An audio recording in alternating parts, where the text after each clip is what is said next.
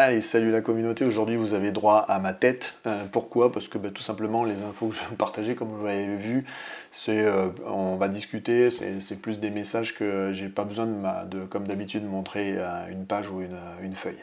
Donc vous avez vu sur la petite vignette, aujourd'hui je vais vous parler de l'assemblée générale qui se passe quand vous achetez un bien, notamment en copropriété. Alors, pour faire un petit rappel, quand vous achetez un bien en copropriété, la copropriété est gérée ou par un syndic bénévole, ou par un syndic professionnel, d'accord? Et dans les cas, souvent, une fois par an, il y a une assemblée générale qui permet à la fois de voter les gestionnaires du syndic, si c'est un syndic bénévole par exemple, les postes on va dire au sein de la copropriété, de responsabilité. Ça vous permet aussi de valider le budget de fonctionnement de la copropriété. Ça vous permet de valider possiblement la budgétisation des travaux, de valider les fonds de travaux qui sont réglementaires et obligatoires. Ça vous permet en fait une fois par an que tous les locataires valident des décisions et des budgets pour l'année qui va arriver. D'accord? Donc, j'ai participé, alors là j'ai marqué, j'ai participé à ma première assemblée générale sur le bien que j'ai acheté. Pourquoi je voulais vous en parler? Typiquement parce que quand vous allez vous lancer notamment dans la location courte durée, les idées ont la vie dure, comme on dit, et au vu des peurs et des documentaires qu'on voit beaucoup à la télé, les gens, parce qu'on est un peu français aussi, les gens se focalisent souvent sur les mauvais effets et les nuisances liées à la location courte durée. Donc pourquoi je voulais vous faire cette vidéo? Pourquoi? Tout simplement pour vous expliquer mon retour d'expérience suite à l'Assemblée Générale où je suis dans un syndic bénévole, un syndicat bénévole, pardon, et donc les gens, ou un peu âgés ou pas trop informés, m'ont fait tout le topo et le panel des nuisances possibles et imaginables liées à la location courte durée. Alors pour commencer aussi, sachez que ce qu'il faut lire, qui est très important à lire, c'est le règlement de copropriété. Et sur ce règlement, il faut qu'il n'y ait pas marqué la petite phrase je crois que c'est à utilisation exclusivement bourgeoise ou habitation bourgeoise. Tout ce qui est expression comme ça, n'hésitez pas à mettre en commentaire la définition, enfin la phrase précise réglementaire. S'il n'y a pas marqué cette phrase, vous êtes en droit de faire de la location courte durée au moment en tout cas où je fais cette vidéo, d'accord? En tout cas, si le syndic veut vous interdire de faire de la location courte durée, il va falloir qu'il paye un avocat et que ça va leur coûter du temps et de l'argent au niveau de la procédure. En tout cas, sur le règlement de copropriété, il y a habitation exclusivement bourgeoise ou activité exclusive d'habitation bourgeoise, habitation bourgeoise ou activité d'habitation de bourgeoisie. Tout ce qui est de mots comme ça, n'hésitez pas, vous allez chercher sur internet pour avoir l'expression précise, mais s'il y a cette expression-là dans le règlement de copropriété, vous ne pouvez pas faire de location courte durée. En tout cas, réglementairement. Après, ça c'est pas comme je dis, moi je rentre pas dans les détails, je vous dis au vu de mes désinformations et ce que j'ai appris en achetant les biens. Donc, comme je vous le disais, j'ai fait ma première assemblée générale sur cette copropriété où il y a mon bien dedans et je suis allé en fait pour me présenter déjà parce qu'il ne m'avait jamais vu et pour casser et détruire un peu tous les préjugés qu'on a sur la location courte durée. Donc bien évidemment, l'influence de la télé est là, les documentaires sur Airbnb, le Airbnb bashing et tout ça, c'était bien présent. Donc je vais vous lister un petit peu les choses et les nuisances, on va dire, liées à la location courte durée et je vais vous expliquer un petit peu comment moi j'ai cassé les choses. Ça pourra peut-être vous aider si un jour vous êtes confronté aux autres, on va dire, propriétaires lors d'une assemblée générale. Donc la première, c'était la nuisance sonore, bien sûr, une nuisance sonore, les va-et-vient lors des heures tardives, etc., liées à la location courte durée. Alors déjà, il y a une chose que vous pouvez faire quand vous faites de la location courte durée pour éviter ça, c'est le check-in et le check-out, vous définissez des horaires. hein. C'est-à-dire que le check-in, vous le faites, souvent on ne le fait pas en début de journée parce que vous faites le ménage du séjour d'avant. Et le check-out, pareil, vous le faites avant, en grand max en fin de matinée pour vous laisser le temps de faire le ménage. Donc vous définissez les horaires d'entrée et d'arrivée et de départ. Ça, c'est la première chose à faire. La deuxième chose à faire, c'est de noter, que ce soit sur Airbnb, Booking ou votre livret d'accueil, une sorte de règlement intérieur. C'est-à-dire que les gens ne sont pas bêtes. Vous marquez que les fêtes sont interdites, que vous n'avez pas le droit de loger des gens qui ne sont pas sur la location, connus de nous, quoi, connus du propriétaire. Et après, voilà, ça c'est les solutions. En tout cas, moi, lors de l'Assemblée Générale, je leur ai dit que les nuisances sonores, qu'on soit en location courte durée ou qu'on soit en location longue durée, des nuisances sonores, on en a, du tapage nocturne, on en a. En gros, on a les mêmes problématiques de nuisances sonores, d'accord. Et franchement, sur ma petite expérience, j'ai pas eu beaucoup de retours ou de problèmes liés aux nuisances sonores, que ce soit sur cet appartement ou ailleurs, d'accord. Parce que moi-même, étant aussi locataire, court pour mon travail. Alors après, nous avons les nuisances sonores liées aux fêtes et aux parties. Bon, ça, pas compliqué, comme je vous l'ai dit plus tôt, vous l'interdisez dans le règlement intérieur et vous spécifiez que les fêtes sont non autorisées. Vous pouvez spécifier qu'il y a un dispositif anti-bruit, ça s'installe de plus en plus. Comme je vous l'ai dit dans certaines vidéos, ça se professionnalise, donc on installe des dispositifs qui sont légaux. Donc il y a un dispositif anti-bruit. Vous pouvez prévenir clairement sur votre règlement intérieur qu'il y a un dispositif anti-bruit, donc vous êtes à l'affût des décibels et vous pouvez intervenir.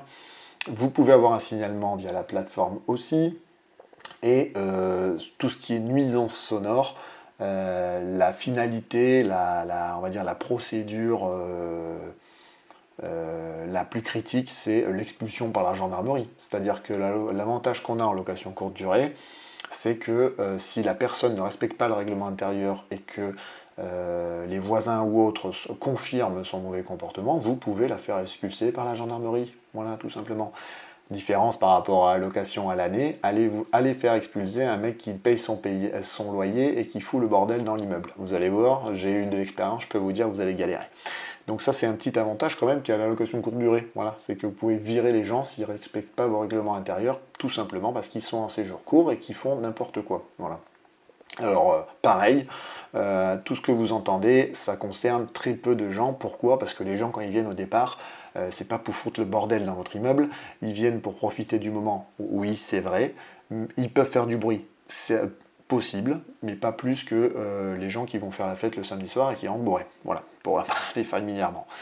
L'autre chose, c'est l'invitation non désirée. Alors ça, c'est compliqué à le vérifier, mais pareil, vous l'interdisez et vous le spécifiez dans le règlement intérieur de votre appartement, d'accord?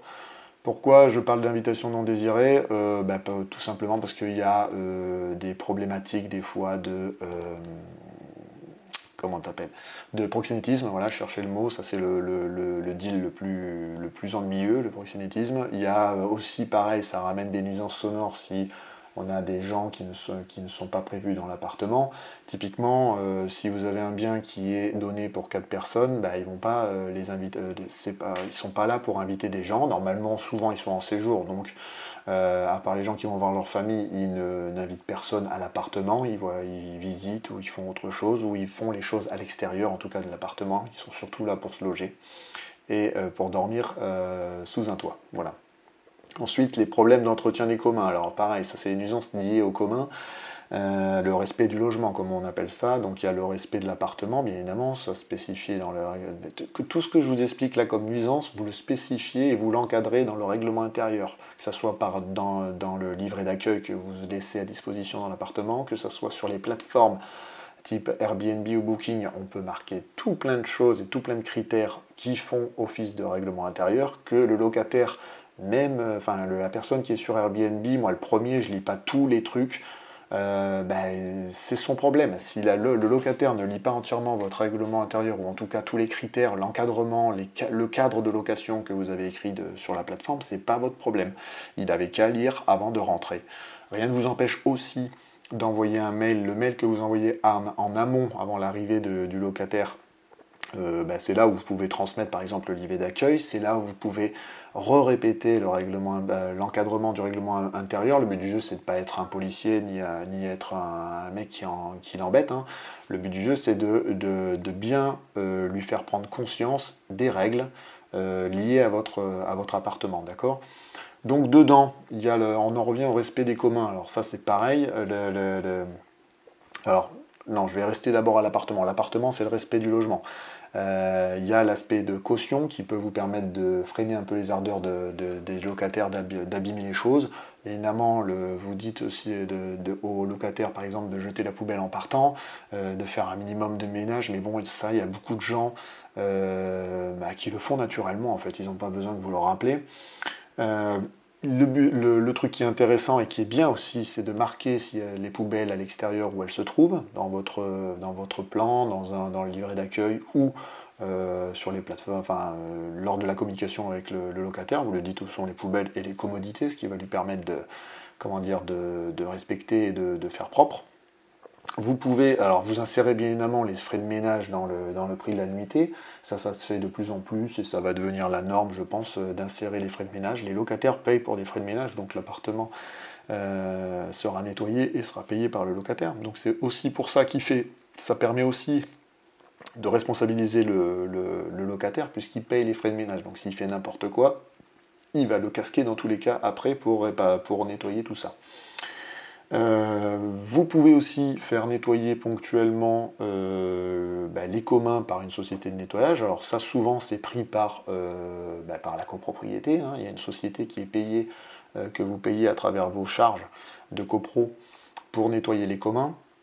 Mais si vraiment vous voulez vous faire ami-ami avec la copro, rien ne vous empêche que ponctuellement dans l'année, vous faites nettoyer les communs. Alors à minima, votre étage où il y a votre appartement par exemple, ça peut permettre de bien faire vous voir pour l'Assemblée Générale et ça peut vous donner un levier en plus par rapport à d'autres possibles propriétaires réticents vis-à-vis de la location courte durée.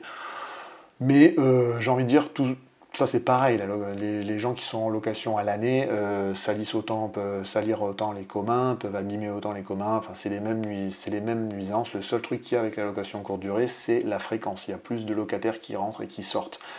Le seul truc qu'il y a, c'est tout simplement faire de la martothérapie et de la répétition. Il faut répéter les choses, que ce soit dans le règlement intérieur que vous avez mis dans un livret d'accueil, que ce soit avec la communication avant, pendant et après, enfin surtout avant et pendant, par mail ou par message avec le locataire.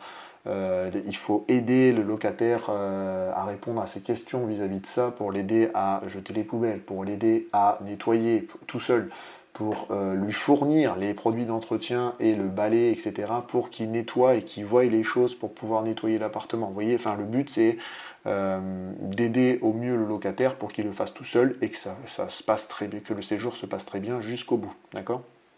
Donc voilà, ça c'était les grandes nuisances qui m'ont été abordées lors de l'assemblée générale que j'ai faite. Au fur et à mesure que j'expliquais, ils ont bien vu que j'étais quelqu'un qui cadrait la chose et qui avait organisé sa location. Montrer la même chose. Enfin, c'est pas compliqué d'expliquer les choses. Le but, c'est pas de s'énerver et de pas aller à l'encontre de la copropriété, parce que l'objectif, quand même, c'est un peu comme avec le banquier que je dis dans certaines vidéos, il faut vous faire ami-ami avec la copropriété. Hein, surtout quand vous commencez comme ça. Alors moi, pour le coup, on va dire pour appuyer la chose, j'ai fait appel par exemple à un avocat fiscaliste. Vous pouvez faire ça aussi.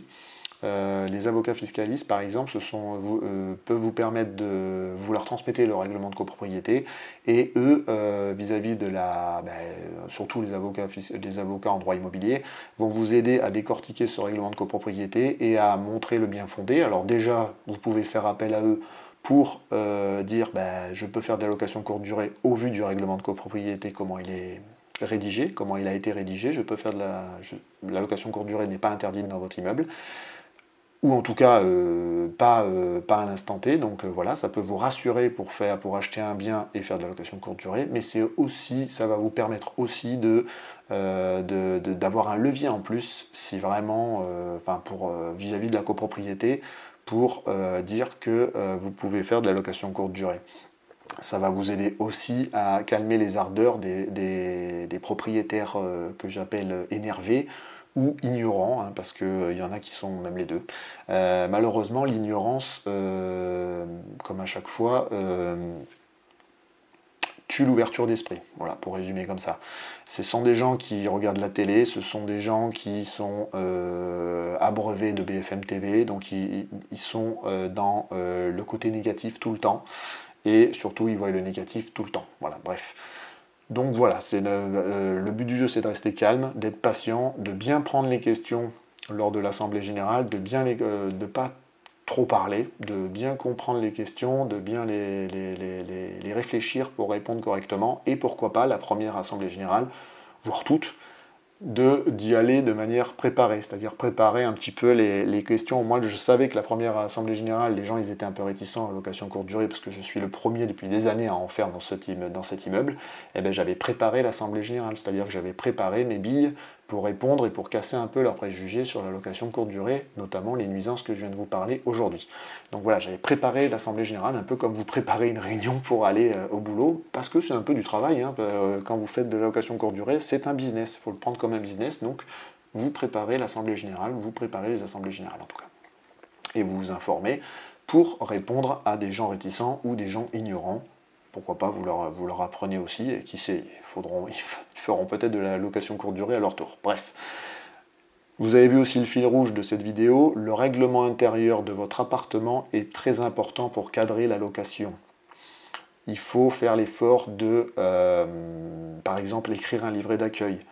Par exemple, de bien noter les choses, le cadre sur les plateformes et les recopier. Que ce soit quand vous mettez sur Airbnb, Booking, Abritel, vous marquez ça dans chaque. Vous rappelez les grandes règles, par exemple d'arrivée et de sortie au locataire dans les échanges de mails que vous faites avant son séjour, pendant son séjour, et vous l'aidez. Enfin, vous l'aidez le plus possible pour qu'il fasse les choses lui-même, qu'il aille jeter les poubelles au bon endroit, qu'il fasse le nettoyage de votre appartement. Voilà, ça c'est les choses qu'il faut mettre en place avec les touristes et les gens qui viennent louer votre appartement.